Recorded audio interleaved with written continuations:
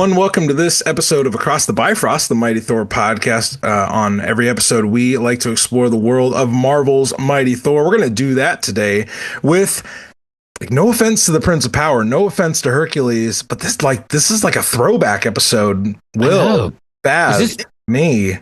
Is this like 2022? What's going on?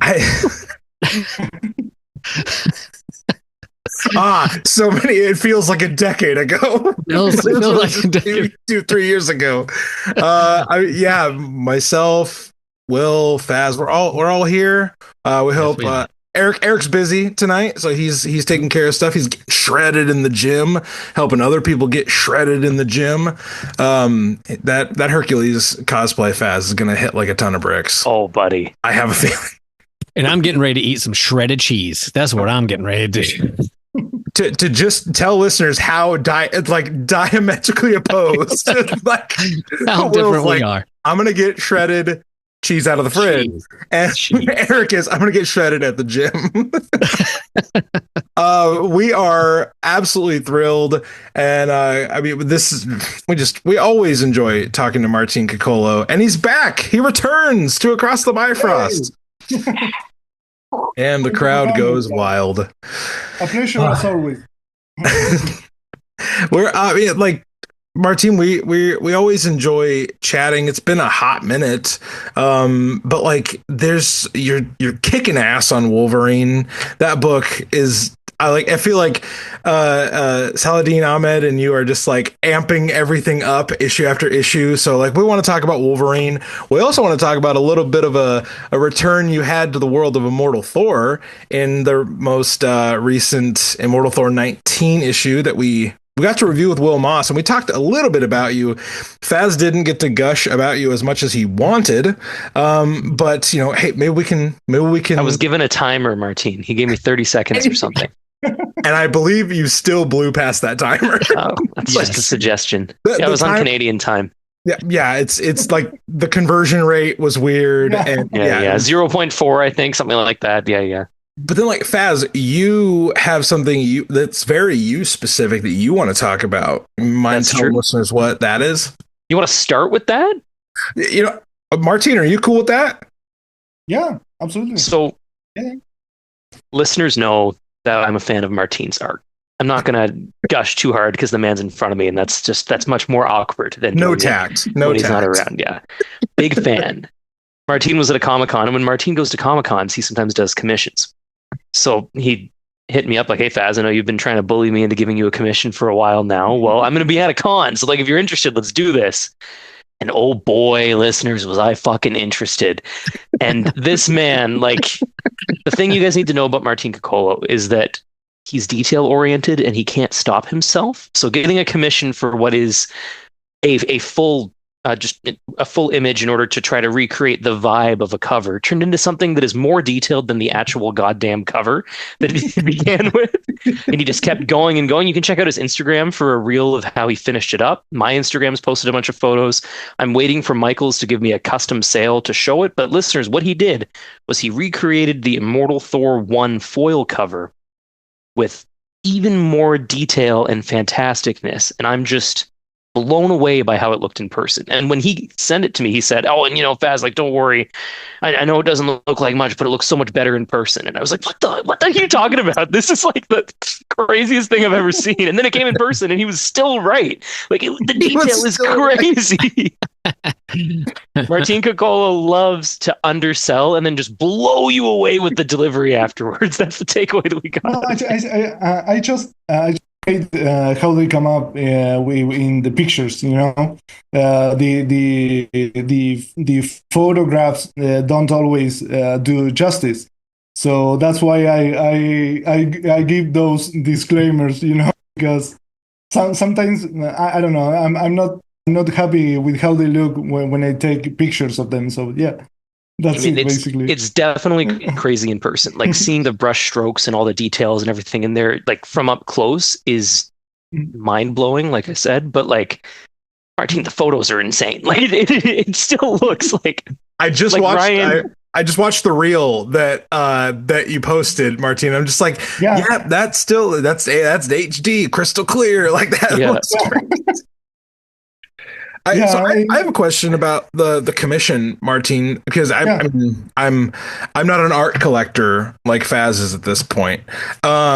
So when that like when you sit down to do that and you've already done like the original cover and the cover kicks so much ass, how did you like?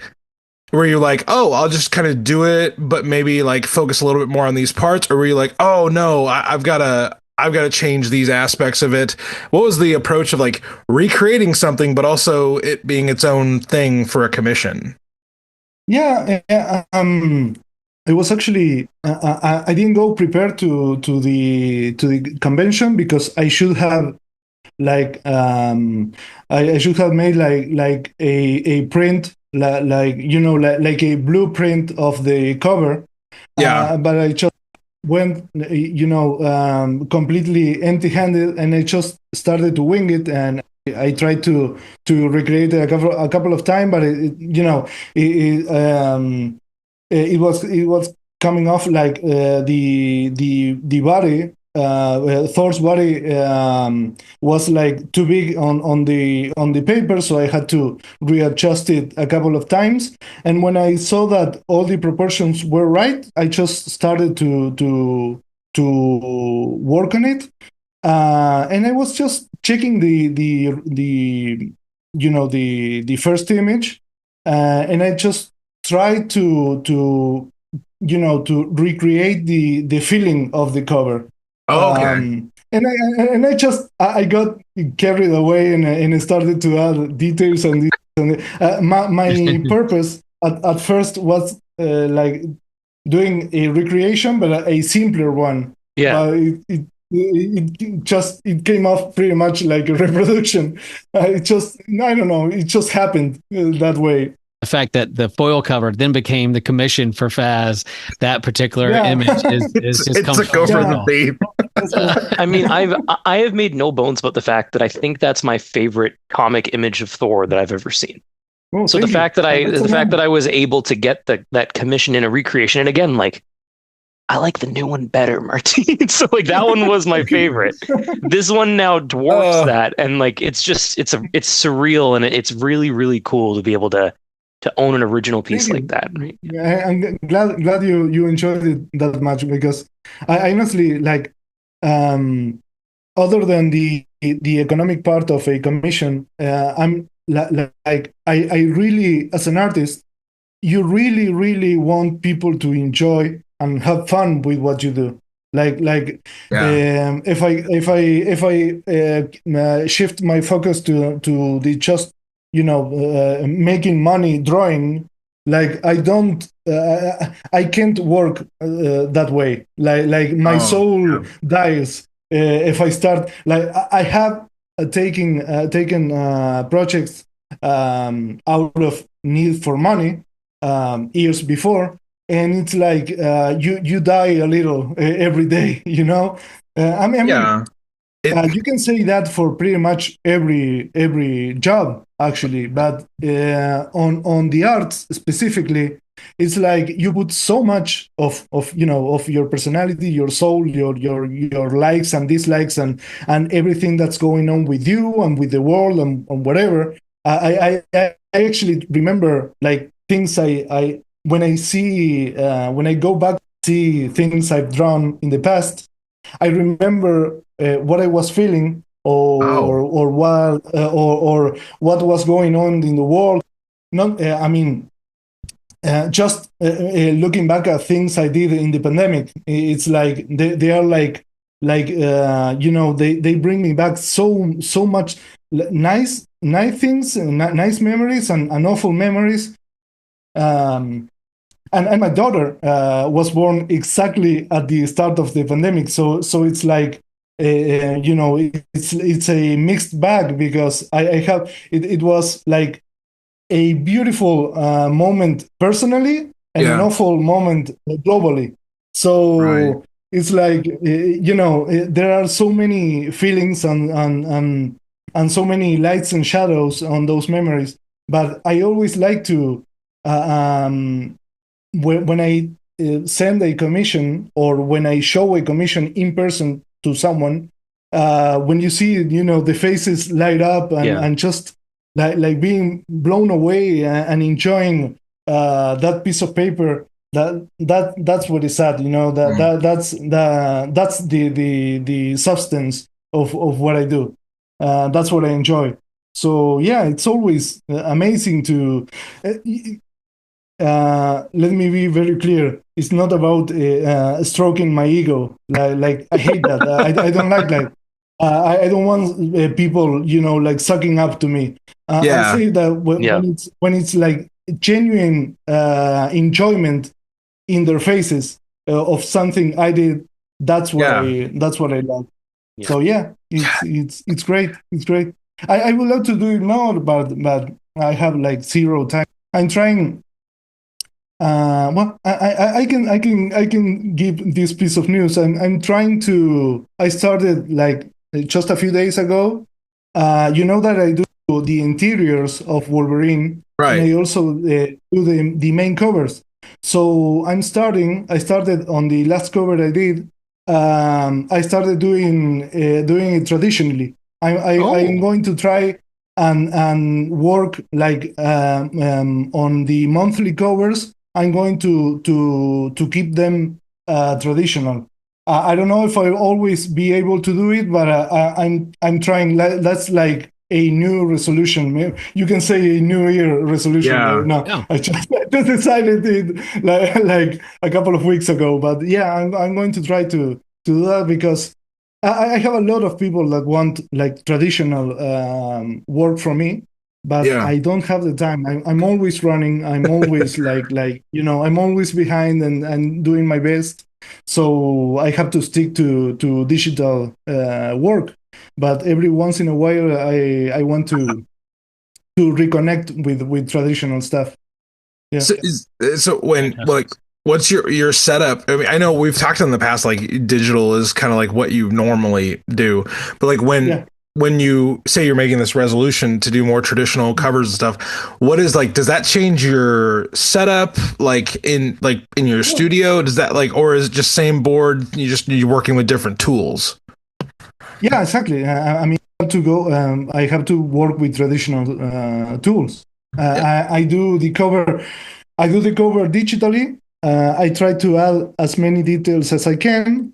Then I print that, and then I work over that paper with markers and ink and all the stuff. Yeah.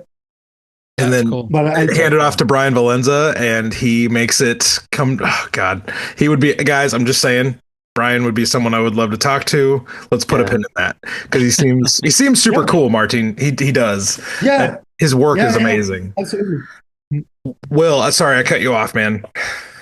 No, I was just saying I love that just a layered work and what goes into it. And you can hear in Martin's voice like the joy he has and pours out into his art, whether it's commissions or for this medium of comic book storytelling. But yeah, heart and soul goes into it. And so the work of the artist, but literally the sweat, as we were talking about earlier, but then also like somewhere down there,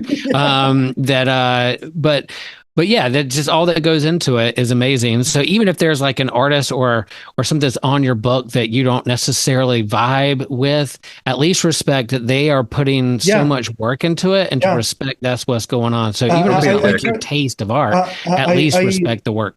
Yeah, exactly. Like comics in general. I don't know. Maybe there are like some artists like fake this or whatever, or but most artists are like truly devoted, because I mean it doesn't work if it's like it's almost impossible to wake up every day. I was going to throw an F-bomb. It's do it. We swear here. You know that. Yeah. My wholesome ears. Okay. Don't do it. It's really hard. It's really hard to wake up every fucking day and just put all these like insane amount of hours Yeah. of working on page after page and after page and trying to do your best to tell the story the best way you do it, either in terms of narration, but also aesthetically. So it's really hard to fake it. It's like, as I said before, if you're not enjoying it, you won't do it for even for a year, let alone, your entire career.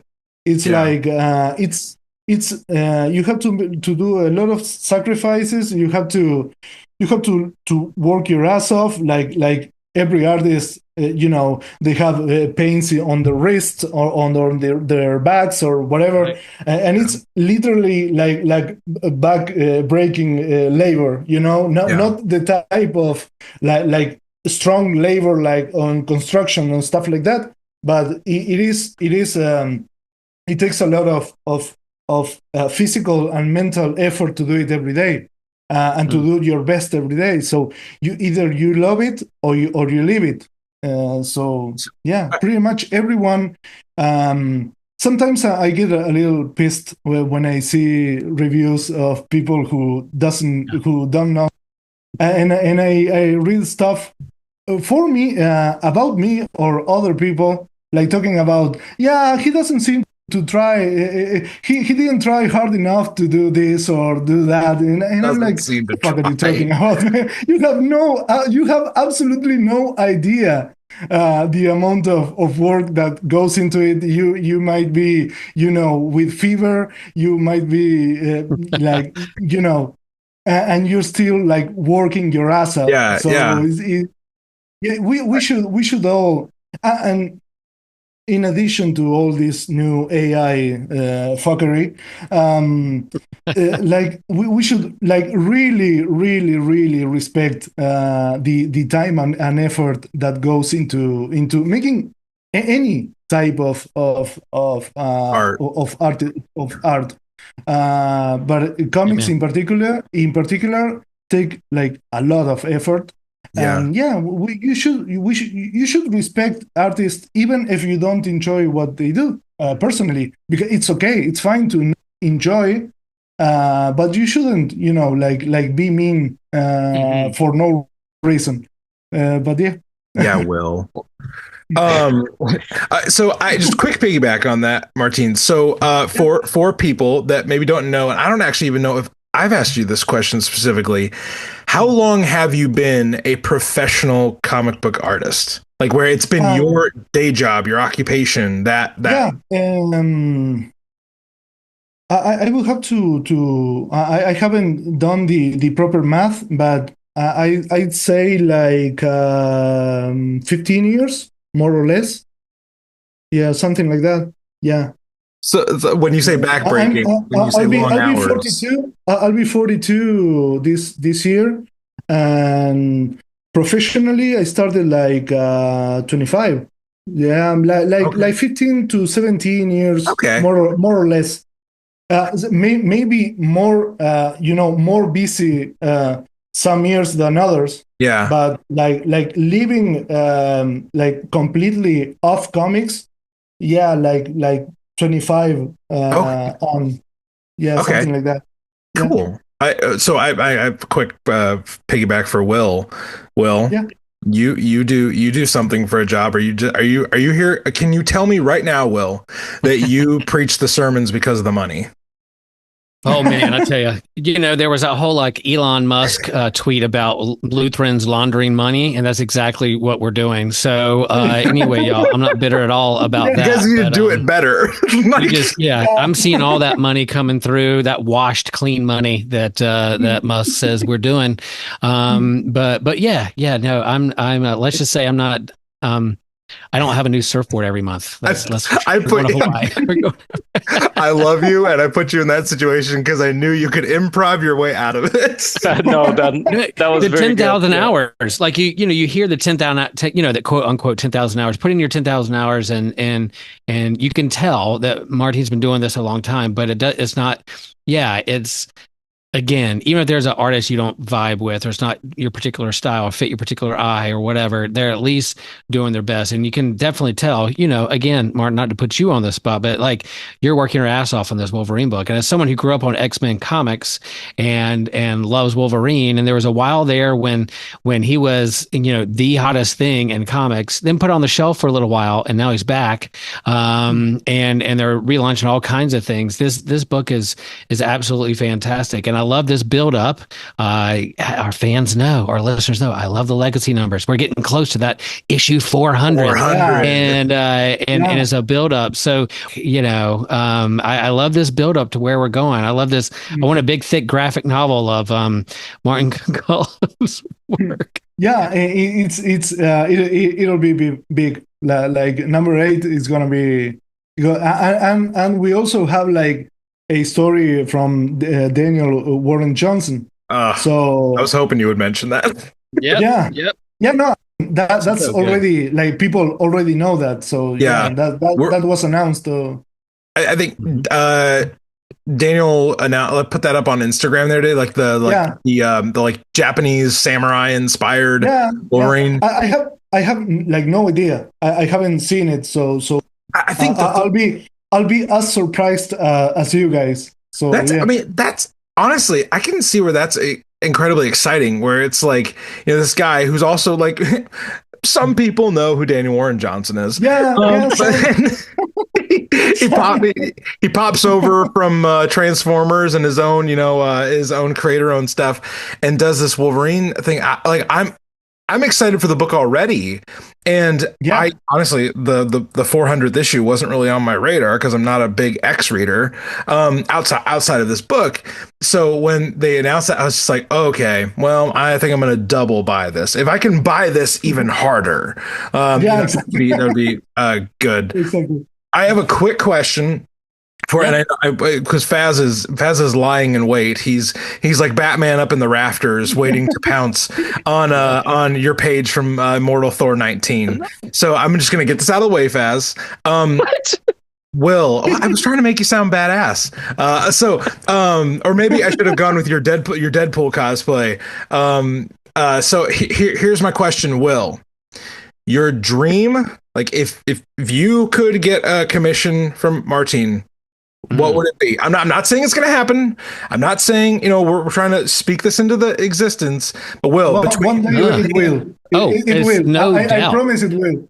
No doubt. Like I turned 53 this year, and I think this is what Ryan and Faz are trying to do. They're going to buy me a cool birthday present. No, we're not trying to do that. A fastball special from Colossus and Wolverine. That's exactly. I knew you were going to say that. 100%. No doubt. Amazing. Yeah. Absolutely. Flying at me with a picture of me. I'm the size of a sentinel, and he's throwing Wolverine at me as I'm towering over the X Mansion. So that's what I want.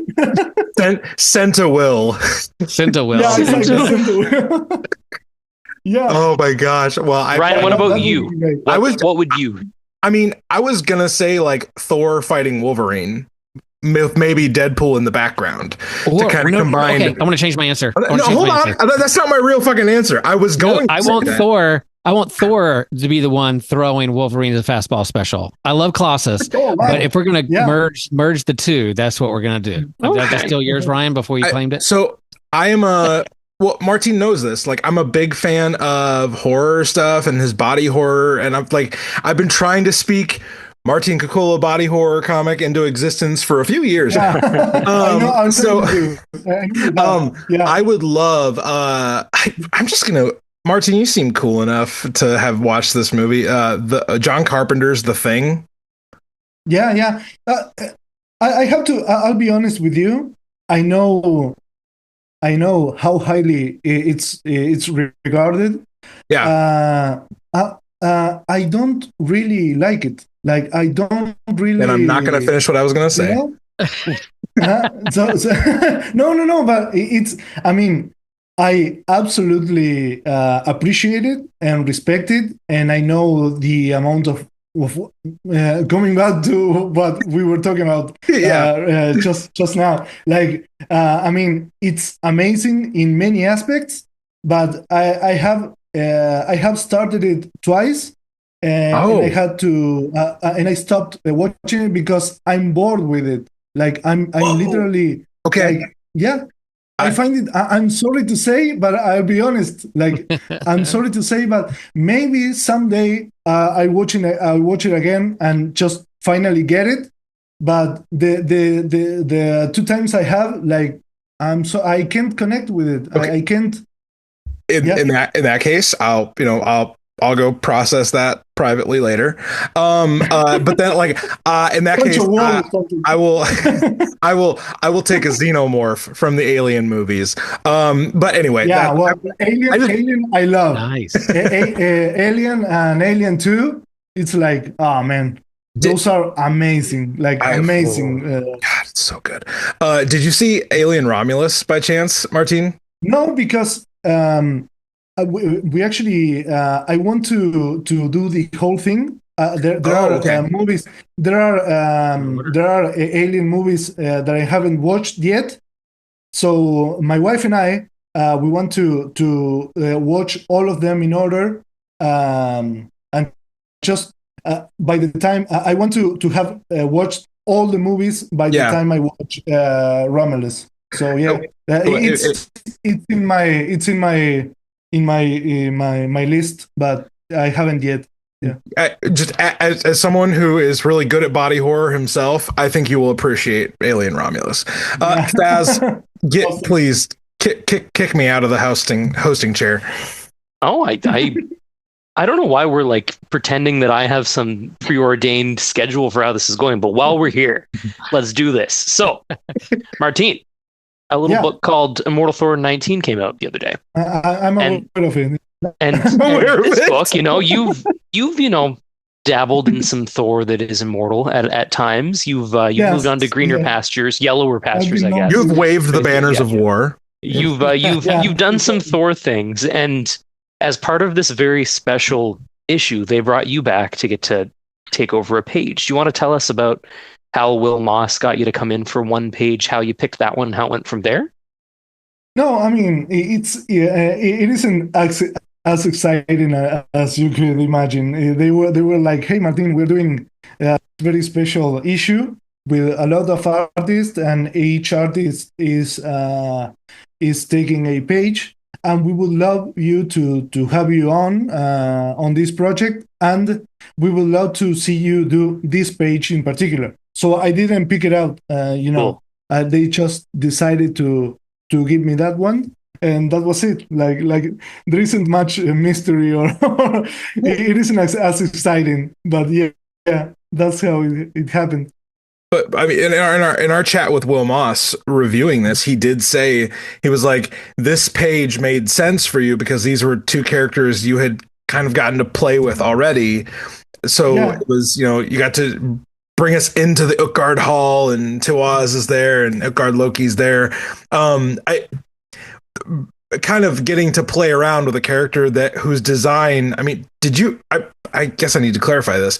Is the Utgard Loki design yours, or was that no, something? that's Alex Ross's design. Duh. Yeah, I forgot our conversation we had way back when. yeah, no, No, no, no. no. So the way that Will Moss described it, I think, was the person who breathed life into this character into the comics was Martin. So when we were having Yeah, him come back, it was like, well, I mean, like he's the guy for this. Like we gotta get him is what Will was thinking, and he wanted to see the juxtaposition of like Tiwaz, who just looks like an old Asgardian, and Mm. Utgard Loki. He's like, okay, like Martin's got to draw that. Is essentially what he thought, and then he started Yeah, nerding out like we did. It was pretty cool to hear his perspective on it. Yeah. Will, yeah. this is the cosplay you need to do right here. Right there. I could pull it off. I could I could Yeah, grow that out. absolutely. You I got a white could. beard. Absolutely. If you'd Yeah, stop yeah. shaving, asshole. God. I So anything else about the Mortal Thor, the I return? I do Yeah. have one thing about it. Martin, did Yeah. you know how consequential the page would be in terms of the wording, or did they just kind of Oh, describe for yeah. you what it was going to be, and then you just drew it? No, I mean, they gave me the page of the script, but yeah, I didn't know what happened before nor Okay. after. So Yeah, yeah. Oh, okay. Cool. So like, like on the, I mean, you're sharing this double page right here. You're sharing it with Phil Noto, which is, I mean, really, that's kind of cool. Yeah, And then, yeah, absolutely. I mean, the next page is Lee Garbett. So it's like, yeah. Good company, oh, come yeah. on, not all these all-stars, please. Too much. And the page after that is like Humberto Ramos, and then you just like amazing. This book was so much fucking fun to read because I won't lie, like it was a little bit like, I think we were talking about this in the group chat, guys, where it's like it's like, is it going to be like an anthology? Like, is it going to be cohesive? Is it going to actually like flow? And then we read it and we're like, oh my God, this actually, like, you don't actually notice any breaks in kind of, and it was one complete story with many interweaving pieces. I guess, just, I guess Al Ewing's good at this writing thing. I believe Al Ewing has some talent. Yeah. Will Moss is good at picking the right creators. It's just strange how that goes. Yeah. Yeah. Man. No, I mean, he's incredible, man. He's amazing. He's absolutely amazing. I haven't, I've read up to Immortal Thor 14. I haven't. I haven't. I haven't got the time to read all of them. But man, he's like he doesn't miss. He's like you can all the issues are like, this is awesome. Like, this is super awesome. This is awesome. Yeah. And it's like, never, never a dull issue. Never, never a bad issue. When you read 15, read the letters page closely. Because that's where my letter got in. So, it's very important. It's an important book. Oh, my God. Fantastic. And I mean, since we last chatted, Martin, Faz has actually met Al Ewing in person, so we're all very jealous. Gosh, I'm still hurt, Martin. You got to make it to New York Comic Con because I've run into Al Ewing there now, and I haven't run into you. That doesn't make any sense. Oh man, that would have been great. Yeah. I would love to know. I will. Eventually, in one weekend, Faz met 4 Allfathers. That's fucking insane. Jason Aaron. 4. Wasn't it 3 that weekend and then Walt a couple months earlier? Oh, I'm sorry. You meet so many of them. Come on, man. Yeah. Walt Simonson was in August, whereas Jason Aaron, Donnie Cates, and Al Ewing were just that weekend in New York. It's very different, Now you're just flexing. Yeah, I mean, last New York Con was like fantastic, right? Like everybody went there. It was honestly a huge problem for me, Martin, because I had like such a big stack of books I wanted to get signed, and it was like all the lines were super long, and they weren't like, it was the logistics were very overwhelming for like 2 days. Yeah, because I just wanted to tell all these people how cool they were, and then it was like, all right, I wasted all of Thursday in lines. I met like 5 people maybe. I need to pare myself down. And then once I did that, I started just running into them in places, and that became much better for me. Oh wow, yeah. Yeah, absolutely. Like when I ran into Al Ewing, I didn't even have a pen. Thank God somebody else who was around had one so we can sign some books. But he was like, always have a pen next time, man. You never know where I'm going to show up. He called himself a mythical, magical man as he was wandering around, just very... Well. And when we talked to Jason Aaron, we told him that story, and he was like, "Yeah, that checks out." I was like, "What? Is this a known fact?" So okay. Speaking of waiting in line, Faz, Wolverine fans that are checking this episode out probably feel like they've been waiting in line for a little while. So we need to bring them up to the front and talk to Martin about this sick ass Wolverine run. Will. You're the one with the most time crunch today, so I want you to get all of your Wolverine, X-Men questions, Nightcrawler, all that. Like, say Fraulein a few times, that kind of stuff. Go.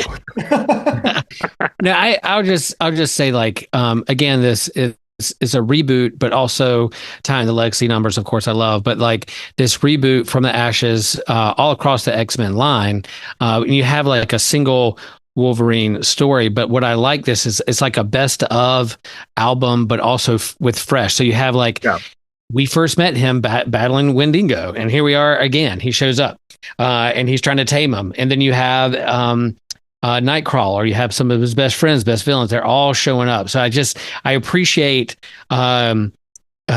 allowing Martin to really get in there and flex all his muscles with these big splash pages, but also cool character moments and facial expressions. It's a good mix with all of that. So yeah, it's if you turn the page, there's going to be action, but there's also some really thoughtful writing, creating thought bubbles, narration, and facial expressions and friendships in there. So there is a mystery in there. I don't know what is calling them. Is antimateum? Is it sentient? Is there something going on there? We're gonna find out. So I love the slow build here where we're building to. So yeah, I do have to balance with Martin. Just yeah, great work. I'm going to keep following it and couldn't be more proud of what you're doing on Wolverine. Thanks, man. Thanks. I don't have any specific questions other than appreciate it. It's like we're not worthy. It's great. Yeah. Shocker. Bouncing off what Will said, Martin, screw you for making me care about a Wendigo. I am so mad at you because I was like, oh good, we're gonna mess him up. It's like, oh no, you can't mess don't beat him up Leonard. I want a pet Wendigo too. I want a pet Wendigo. And then at one point he says like, when to stay or something like that, and I'm like, fuck you guys, that is not okay. I love this kid now. If anything happens to this Wendigo, I'm gonna be so sad when I know that like if he cuts somebody, they're screwed because of the curse, right? But like I'm still like, save my fluffy guy at all costs. So I don't know, the facial expressions you're giving this monster are so frustrating for me because I don't want to root for this guy. That was actually a challenge because I had to make him, but I had to make it menacing, and you are supposed to be scared around him, right. But at the same time, he kind of has to look young and frail at times, So I couldn't. When I first drew him, this was a good decision by the editor. I went like full monster, and he's like, yeah, I mean that looks great, but he's not like a typical Wendigo. We have to somewhat show that he's a kid. There's a kid behind the monster. So I try to, make him smaller in size, bigger eyes, because usually bigger eyes represent younger people. So I try to play with certain stuff in the design to still, make him menacing, but you should also, feel empathy and at times recognize that there's a kid behind the monster. So yeah, that was a little, that took some effort. Yeah, it's just like a teenager who resorted to cannibalism. I shouldn't be rooting for this kid. And I'm sitting here like, that's the most Wolverine thing I've ever heard in my life, where like this terrible thing happens. And like, there's so many times throughout this book where it's like, okay, well, I mean, he's a superhero, so we're going to get out of this. Oh no, that person's dead. Okay. I mean, well, he's a superhero, so like he's going to, that entire group of people's dead. Oh God. Fuck. All right. Well, he's just trying his best, right? But I think it's cool. The idea that Saladin had, the tale of the Wendigo is like sometimes on very specific and very tragic situations, maybe you have to resort to cannibalism. Like not always. It's not like the kid's not evil for doing this. He's just alive. Yeah, exactly. Like if you need to survive. Well said. If you literally, he had like a really rough, rough life, and they were alone, cold, in a snowstorm, and your friend dies, and next to the tragedy that is seeing your only friend dying, it's like, okay, then I will be next. If I don't eat something, like I'll be next. So yeah, I mean that is a tragic way of resorting to cannibalism. It's not something that an evil person that just hunts people to eat them. It was way more tragic. So yeah, it's cool to. I mean, I think these things are. I find them like super interesting. Al Ewing does this too. Like we are recognizing as we get older, we are recognizing the intricacies of things that we assume were right and wrong. And as we progress as a society, we start to realize that groups of people or people that you know racial minorities or sexual minorities, or call it whatever you want, like we demonized them for many years, and we created stories based on the demonization of those people. So as we grow up and as we start to understand more about stuff, it becomes harder to pinpoint, like, this is evil and this is good. This that we assume for many years that was like evil and that's it. Turns out that there are some there are grayer areas here and there. So modern comic creators take old stories and modernize them and find new ways of telling them, so they become much more complex. When writers, modern comic writers, they take all these characters that were created sometimes even 100 years ago or 80 years ago or 70 or whatever, and they're like, okay, how do I tell stories? Like when you take Batman, for example, and he used to be like a good guy who fights bad guys, but then we started to realize that, okay, but all these bad guys, some of them had like really tragic lives. They grew up in conditions, like social conditions, that made them eventually turn into crime or drug addiction or whatever. So the more thoughtful and the more progressive you are, and the more empathetic you are with people, you write better stories, in my opinion. So yeah, I think it's cool to take, for example, the Wendigo, which is a very old and very specific myth, and just doing something new with it, like.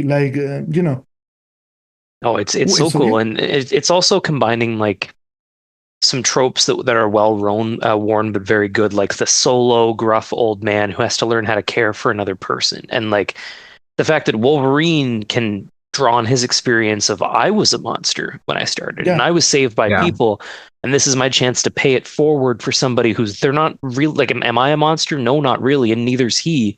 He's got an affliction that he's got to work through, just like I did.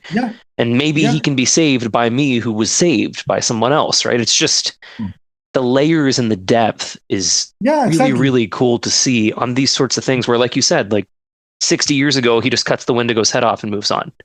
Yeah, exactly. Yeah, here's a monster. Let's kill it and move on, and that's it. Well, you know that it's a guy who ate human flesh at some point and got a curse.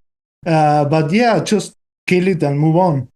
And I think it's cool to start exploring all the things. Like for example, Al, he at some points, like for example, when I can remember the issue. I drew that issue in Immortal Thor. That Loki is retelling the story Oh yeah, Yes. when he tried to kill the giant. I can remember yeah. When the Thor's a name. frickin' dick. Yeah, exactly. Yeah, Yeah, yeah, There was a and dick. yeah. Thor is like, was I like this? You know, was I this? I was an asshole.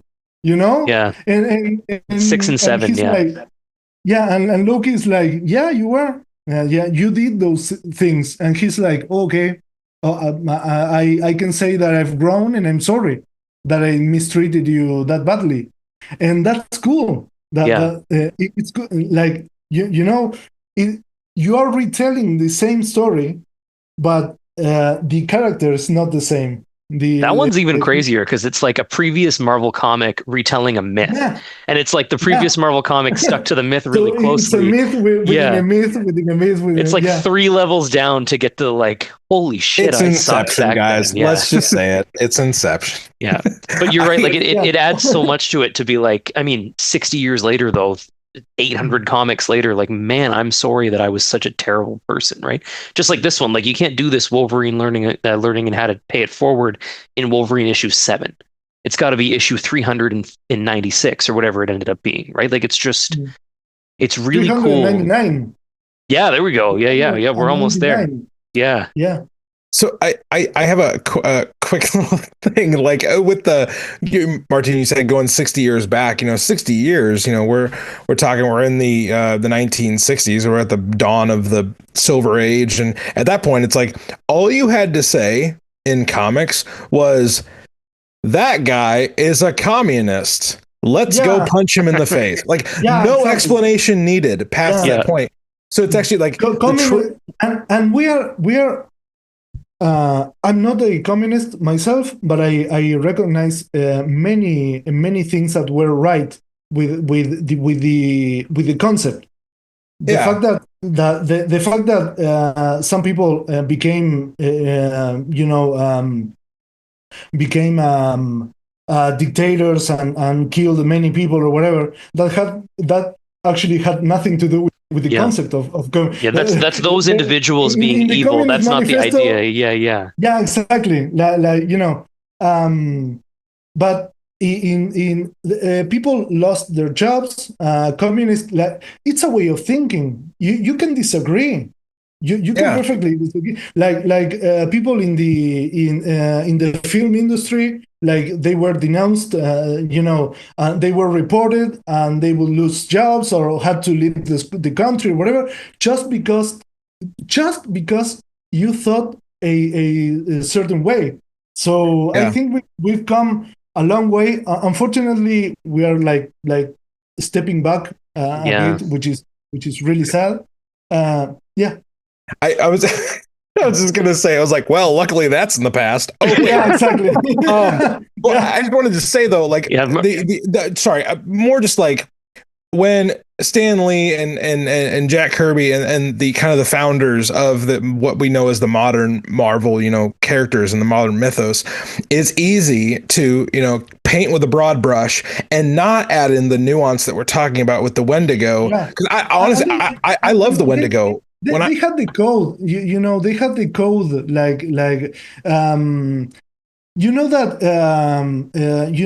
EC Comics. I have read about the history many times, but I don't recall all this. I have a few volumes on my bookshelf. I love EC Comics. Yeah, exactly. So, like horror comics and anthologies and stuff were becoming like super dark and super violent or whatever, and they had like this big panic. All that in conjunction with the Red Scare. So they combined all the stuff, all that panic and satanic panic and communist panic and all panic.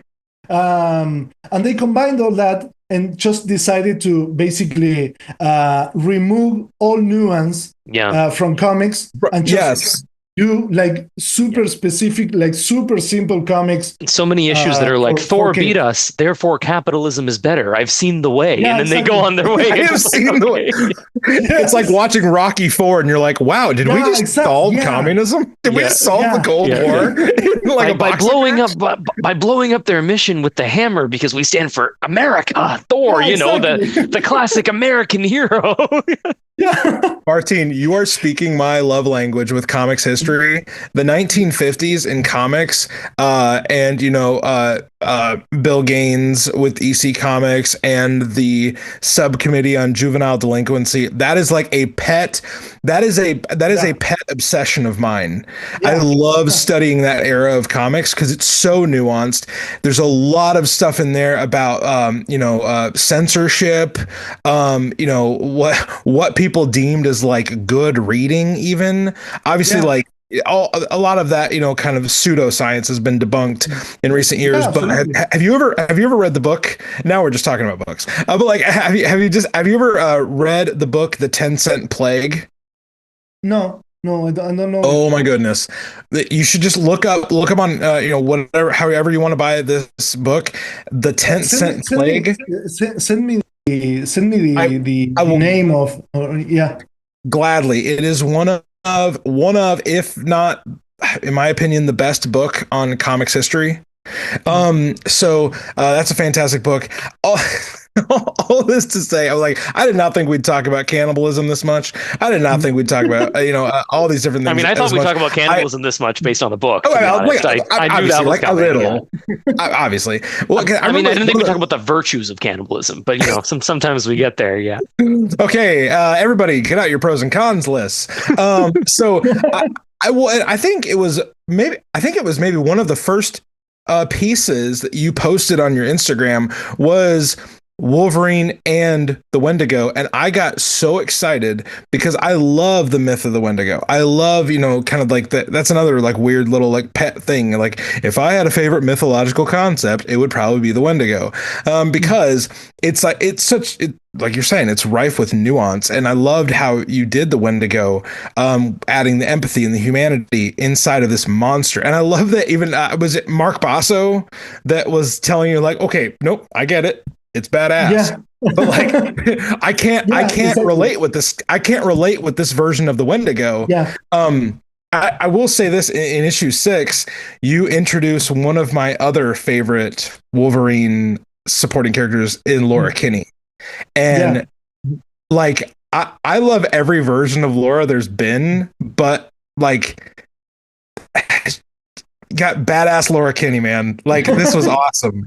The like the superhero pose you have her in that first big full page, and then her like the way that you communicate with them physically, like back and forth with her and Logan, it was awesome. Did you have like an inspiration for Laura specifically, or were you just like, I'm gonna kind of go with this basic thing and kind of add detail where I see fit? Yeah, no, I just try to I mean, I had like reference material, but not. I try to I try to find my own voice, and I try to make my characters act in a way that I would like to see them like in a movie. It's just that's how it comes off. From me, like. That what's happened. Like I read the description of a panel, I see what they are talking about. I see, I try to think of how they would talk and how they would enunciate words and whatever. Yeah. And I just try to go with that vibe. I try to go with that with the personality I see in my head. With them. So yeah, that's how I make my characters act, basically. Did you have to, I'm just curious from an editorial perspective, because all the X books are in the middle of this big launch, and they just launched a Wolverine Laura Kinney book. So when Saladin and you were like using Laura in this book, is that something that has to be like cross-checked of like, okay, well, we're kind of going with this look for her? I mean, if they do, it doesn't go through me. Like Okay, okay. when I get the comic, sometimes like at some very specific times, um, they ask like they discuss. I even see the discussions on the scripts. They discuss like where should this happen or how and in which way it connects with certain stuff that is going on a different book. But Okay. when the script reaches me, that all those things were It, sorted out, okay. and that's it. I was just curious because because From the Ashes is this big huge initiative. We're gonna have to like kind of shut it down here, Martin. Well, we could obviously talk to you forever about comics and cannibalism and obviously And all the normal communism. things Communism, And really, communism. guys yeah. talk about. This is a weird version of locker room talk, but Faz, you got any last little bits here, and then we'll just kind of we'll wrap up. Tell people where they can find Martin and his work. I think I don't have any further questions, Martine. Just a couple of other things to say. I have always loved the emotion you put in your characters. And the Preach. way like just looking again at this Laura, Leonard, and Logan stuff and seeing like her stop what she's doing and be like, oh hey dad, how's it going? Basically midway through, and then seeing her ready to like again murder, and then he goes, Logan? Like what? Oh, that's they're both looking at him like a dad. Just the like Papa. the feeling of them continues to be what makes your art so impactful and has such a feeling to it.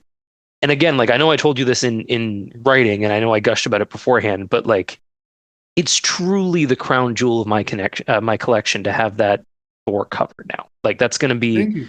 like I know, like you said, like I've got some Simonson stuff, I've got some like some great stuff from people who've done amazing work, but like the way that you draw the characters and the emotion and keep the detail while giving it such a human feeling to it continues to just be world class. And I hope that you always get to continue doing this with the emotion and the feeling that you have for it, because you're fucking killing it on Wolverine, buddy.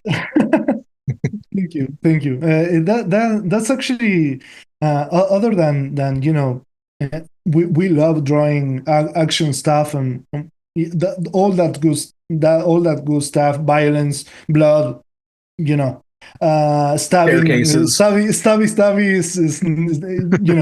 but slashy. But I really like I really like to. I like the human parts, like when I have characters like talking with each other and discussing stuff. Like I really um, I take those parts as seriously or even more because they actually, as we talked before, they are way more nuanced. Like it's easy actually to do, is a big splash with all pissed off and just fighting, Yeah. and that's, I mean, it's not easy, but it's you're used to doing that stuff. It Yeah. comes with the territory. It comes with drawing comics, like this type of, like mainstream action comics. But when in the quiet parts, in which on which they need to discuss stuff and be sad or be whatever, I really like to put work in there and try to make them, and I've received a lot of good critiques about that, of how my characters act and how they interact with each other and the expressions, and I'm really proud of that. Like those, I think those are harder to do, like way harder, and I'm still learning. Like you never stop. It's not like you say, okay, I have achieved, Yeah. I have achieved a mastery on expressions. It's like diving on the scripts and try to make the best of them, and try to bring them to life as the best you can. So yeah. That's a source of pride for me. Yeah. So I'm glad it has an impact on people I like love you it. and many others. I Martin, we are going to wrap up here because Faz has got to go, and this is the end of your workday. So we'll gladly give you back to your awesome family. I just want to let listeners know, like, we've talked a little bit about the upcoming issues. The adamantine story is really kicking into full gear. I won't spoil anything about issue 6 in case listeners haven't read it yet, but there's a really cool appearance in the last issue, or in the last few pages, that longtime X-Raiders and Wolverine fans will definitely enjoy. And it has been Yeah. approved for a second printing, actually. Oh, that's awesome. Very cool. An issue And 6? yeah, it's like on the same day. And it's a little spoilery because they decided to for the second printing. They decided to go to take I'm not going to say which page, but The image, take, the last page. yeah, and use it as as the cover. It's the cover. That's crazy. Yeah. Well, I'll have to look at that. It's a little weird that they decided to like now announce it, so it's a spoiler, but yeah, whatever. Well, that's cool. It's really cool. We're at the point in kind of comics history where I feel like it's kind of weird if an issue 6 of a run gets a second printing, because like I'm not any disrespect to like the issues in between, but yeah, like a big #1 launch, it's like and like 1 got a second printing, which was not surprising because of how well it was received. But 6, not uncommon. I don't know. I don't know exactly that's very cool. The rationale behind it, but yeah. Panel's just too cool, man. They couldn't not do it. Like, we got to put it on a cover. Yeah. I won't complain. I won't complain if they decide to do second printings and stuff that I do. I won't complain. So yeah, let's go. We're not slowing down anytime soon with Wolverine, because issue 7 is like the pentultimate, waiting for 400. Looks great. I'm really proud of issue 7, and issue 8 is big. It's a big one. Well, and even like the solicitation here from the previews, but listeners, just sit back for a second. It says, celebrating 400 issues of Wolverine with the fight of his life, a massive issue you cannot afford to miss. Wolverine faces off with the adamantine. The Wendigo is pulled into a deadly trap as the specter of Wolverine's past emerges, and the Wolverine story you never thought you'd see begins here. Well, fuck, like we gotta read that, right? And of course we mentioned Daniel Warren Johnson's doing a bonus story in there, and the cover is sick, man. You showed this off on Instagram a little while back, and it's Wolverine charging at the Raider, claws drawn, just I'm assuming screaming, with a bunch of his villains in the background. That one must have been a fun day at the table. Yeah. I made many layouts, like a lot, like 10 different versions, and they went with that one because it's a celebration and you want to have all these the roll call, I believe it's called, like the whole this gallery, this rogue gallery, Rogues gallery, yes. Yeah, so yeah, it was like really fun, really fun. So if people want to have more Martin Coccolo themed fun in their life, Martin, where can they reach out to you? Social media? Right now, besides buying Wolverine, they're already going to do that. Yeah. Right now on Instagram, basically. I have a Blue Sky. I have completely abandoned. I'm just on the verge of just deleting. It's a little sad to delete my Twitter account, but I don't see it getting any better. I'm actually shadow banned. I had like I will post a picture and I will have like 500, 600 likes, and they came down to like 15. And every time I post something, it's like 10 likes, 12 likes. and it's just full of Nazi scum. So I am just on Instagram and Blue Sky. Okay. Well, everybody, please go check out Martin's artwork. You're really good at posting like your pencils there, and then like a juxtaposition of the colors. I've interacted, thankfully through you. I've gotten some shares from Brian Valenza, who I'm just gonna say, I'm just trying to speak that into the universe. That needs to happen. Faz, you got any final things here for everybody? Because if not, we're gonna hop aboard the Rainbow Bridge. I think that's it. Go read Wolverine. Pick up the 6-second reprint, but only after you've read 6 on its own. You don't want to be spoiled. Yeah, for what don't the cover spoil is. it for yourself. It's a great last page flip. It was a very good experience reading. Martin, thank you so much, buddy. You're the absolute fucking best. And everybody, we're gonna hop aboard the Rainbow Bridge and we're gonna get out of here. But just remember, no matter where you are, no matter who you're with, no matter what comics you're reading, no matter what supporting characters and what villains are gonna creep up in the next few issues of your life. Cannibal, capitalist, communist, doesn't matter. We take all comers here. Doesn't just matter. Not fascists. Like, that's the only thing we're not. Whatever. Cool with. Yeah, like we're just but don't be a dick. You know who are fucking evil, like 100% evil? Billionaires. Fucking billionaires. Yeah, good point. Yeah, that's it. That's it. There's no nuance there. They are fucking evil. That's it. We let Martin Coccolo off the leash and he did not disappoint. Yeah. So everybody, thank you so much for checking out this episode. Just remember, stay worthy.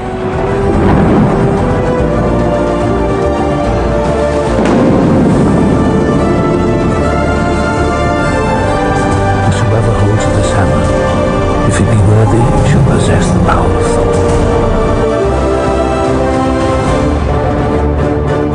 Bum bum bum bum bum. Bum, bum, bum, bum.